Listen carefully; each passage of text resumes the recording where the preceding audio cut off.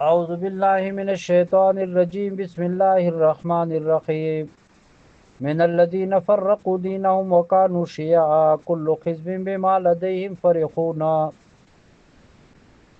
آج کا سبق سورۃ الروم آیت 32 سے لے کر آیت 37 تک۔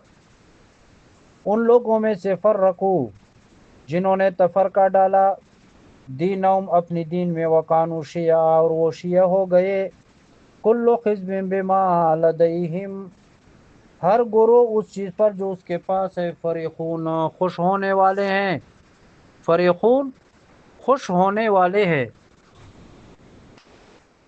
وَإِذَا مَسَّ النَّاسَ ضُرٌّ اور جس وقت پہنچتی ہے لوگوں کو تکلیف، دعوا ربہم پکارتے ہیں اپنے رب کو، منیبین الیہ رجوع کرتے ہوئے اس کی طرف، ثم اذا اذاقہم منہ رحمتاً پھر جس وقت اللہ تعالیٰ ان کو چکاتا ہے اپنی طرف سے رحمت، اذا فریق منہم اچانک ایک گروہ ان میں سے، بے ربہم اپنے رب کے ساتھ یشرکون شرک کرنے لگتا ہے، لیکفروا تاکہ انکار کر دے وہ بما اس چیز کا آتیناہم جو ہم نے ان کو دی ہے، فتمتعوا پس تم فائدہ اٹھا لو، فسوف تعلمون پسند قریب تم جان لو گے، ام انزلنا علیہم سلطانا کیا ہم نے نازل کیا ان پر کوئی سند اور دلیل، فہو یتکلم پس وہ کلام کرتی ہے، بما اس چیز کے مطابق کانوا بہ یشرکون جس کی وجہ سے وہ شرک کرتے ہیں، وَإِذَا أَذَقْنَا النَّاسَ رَحْمَةً اور جس وقت ہم چکاتے ہیں لوگوں کو رحمت، فریقوا بہا خوش ہو جاتے ہیں اس پر، وَإِن تُصِبْهُمْ سَیِّئَةٌ اور اگر پہنچے ان کو کوئی تکلیف، بما قدمت ایدیہم بسبب اس کے جو آگے بھیجا ہے ان کے ہاتھوں نے، اذا ہم یقنطون اچانک وہ نا امید ہو جاتے ہیں، اولم یرو کیا نہیں دیکھا انہوں نے، ان اللہ یبسط الرزق بے شک اللہ تعالیٰ کشادہ کرتا ہے رزق، لمن یشاء جس کے لیے چاہتا ہے، ویقدر اور تنگ کرتا ہے، ان فی ذالک بے شک اس میں آیات البتہ نشانیاں ہیں، لقوم یؤمنون اس قوم کے لیے جو ایمان لاتی ہے۔ ان لوگوں میں سے جنہوں نے اپنے دین میں تفرقہ ڈالا، وکانوا شیعا اور ہو گئے گروہ در گروہ، شیعہ کا لفظی معنی گروہ، توحید کے مقابلے میں جو بھی سلسلہ ہوگا وہ گروہ بندی ہوگی۔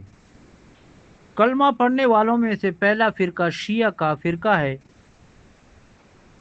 جنہوں نے اسلام میں فتور ڈالا ہے۔ جب حضرت عثمان رضی اللہ تعالیٰ عنہ شہید کر دیے گئے، عبداللہ بن سبا کی شرارت کی وجہ سے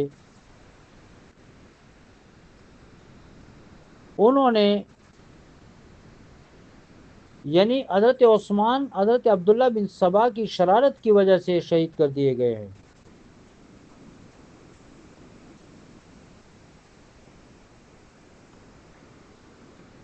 اور انہوں نے صحابہ کے خلاف کام شروع کیا، بکواسات شروع کیے۔ اللہ فرماتے ہیں جب پہنچتی ہے لوگوں کو تکلیف تو پکارتے ہیں اپنے پروردگار کو، منیبین الیہ اسی کی طرف رجوع کرتے ہوئے، مشرک بھی انتہائی مشکل میں صرف اللہ تعالیٰ کو پکارتے تھے۔ صحت اور بیماری سب اللہ تعالیٰ کی طرف سے۔ انسان کا مزاج کہ جب پریشانی میں مبتلا ہوتا ہے تو پھر رب تعالیٰ کو پکارتا ہے، اس وقت رب کو اس کو یاد آتا ہے۔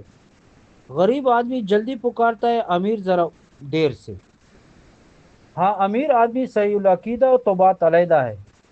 مثال کے طور پر مالدار بیمار ہوگا تو پہلے ڈاکٹروں اور حکیموں کی طرف رجوع کرے گا، یہ ٹھیک ہے، لیکن ان کا تکیہ وہ بھی سہارا بھی ڈاکٹروں پر ہوتا ہے، اللہ کی طرف رجوع نہیں کرتے ہیں۔ جب تک ہار کے بے بس ہو جائے گا تو پھر رب تعالیٰ کی طرف رجوع کرے گا۔ اکثر امیر آدمی جب ہر طرف سے نا امید ہو جاتے ہیں تو آ کر کہتے ہیں کہ دعا کرو اللہ تعالیٰ مہربانی کرے۔ غریب کو جب تکلیف پہنچتی ہے تو پہلے قدم ہی پر کہتا ہے اے پروردگار میرے پاس تو کچھ نہیں، میرا تو صرف تو ہے۔ آپ نے ہی کرم کرنا ہے۔ تو فرمایا جب ان کو تکلیف پہنچتی ہے تو اپنے رب کو پکارتے ہیں، اسی کی طرف رجوع کرتے ہیں۔ ثم اذا اذاقهم منهم رحمہ، پھر جب رب ان کو اپنی طرف رحمت چکاتا ہے، ان کو صحت دے دیتا ہے، تکلیف سے نجات دیتا ہے، اذا فریق منهم بربهم یشرکون، اچانک ایک گروہ ان میں سے اپنے رب کے ساتھ شرک کرنے لگتا ہے، رب تعالیٰ کے ساتھ شریک ٹھہراتا ہے۔ جب صحت یاب ہو گیا، تکلیف دور ہو گئی، تو پھر کہتے ہیں ڈاکٹر بڑا قابل تھا، حکیم بڑا ماہر تھا، اور کہتا ہے میں نے دوائیاں بڑی قیمتی استعمال کیا، میرا وکیل بہت تجربہ کار تھا، اس نے بڑی محنت کیا۔ اگرچہ یہ ظاہری اسباب کا نام لینا کوئی گناہ نہیں ہے، مگر اعتماد رب تعالیٰ کی ذات پر ہونا چاہیے۔ یہ کہنا چاہیے کہ فلاں سبب بنا، شفا رب نے دی ہے، ذریعہ وکیل بنا، اللہ نے مجھے مقدمہ سے نجات دی ہے۔ رب تعالیٰ کا نام پہلے ہو اور سبب کا بعد میں ہو۔ اسباب کو اسباب سمجھو۔ کئی لوگ اعلیٰ سے اعلیٰ ڈاکٹروں کے پاس جاتے ہیں، قیمتی سے قیمتی دوائیاں استعمال کرتے ہیں، لیکن شفا نہیں ملتی۔ اعلیٰ سے اعلیٰ وکیل ہوتے ہیں اور مقدمہ ہار جاتے ہیں۔ اسباب میں اثر تو رب تعالیٰ نے رکھنا ہے۔ اللہ فرماتے ہیں لیکفروا، تاکہ انکار کر دے، بما آتیناہم، اس نعمت کا جو ہم نے ان کو دی ہے، صحت دی، مال دیا، رہائی دی۔ رب تعالیٰ فرماتے فتمتعوا، پس تم فائدہ اٹھا لو۔ کب تک فائدہ اٹھاؤ گے؟ فسوف تعلمون، ان قریب تم جان لو گے۔ بس آنکھیں بند ہونے کی دیر ہے، دودھ کا دودھ اور پانی کا پانی ہو جائے گا، اور کسی قسم کا کوئی خفا اور پردہ باقی نہیں رہے گا۔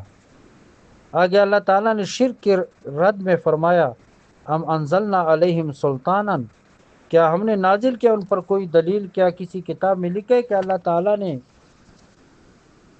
فلاں بزرگ ولی صاحب قبر کو اختیار دے دیا کہ وہ لوگوں کی مشکل کشائی، حاجت روائی کرے، یا ان کے پاس کوئی دلیل ہے؟ فَيَتَكَلَّمُ بِمَا كَانُوا بِهِ يُشْرِكُونَ، پس کلام کرتے اس چیز کے مطابق جس کی وجہ سے یہ شرک کرتے ہیں۔ اللہ تعالیٰ نے ایسی کوئی دلیل نازل نہیں فرمائی، بلکہ یہ از خود شرک کرتے ہیں اور اپنے لیے جہنم کا سامان پیدا کر رہے ہیں۔ وَإِذَا أَذَقْنَا النَّاسَ رَحْمَةً، اور جس وقت ہم چکاتے ہیں لوگوں کو رحمت، فَرِحُوا بِهَا، خوش ہو جاتے ہیں اس پر۔ گرمی تھی، بارش ہوئی، موسم بدلا، خوش ہوئے۔ پہلے غریب تھے، مالدار کر دیا، خوش ہو گئے۔ اولاد نہیں تھی، رب تعالیٰ نے اولاد دے دی، خوش ہو گئے۔ وَإِن تُصِبْهُمْ سَيِّئَةٌ، اور اگر پہنچتے ان کو تکلیف، بما قدمت ایدیہم، بسبب اس کے جو ان کے ہاتھوں نے آگے بھیجا ہے،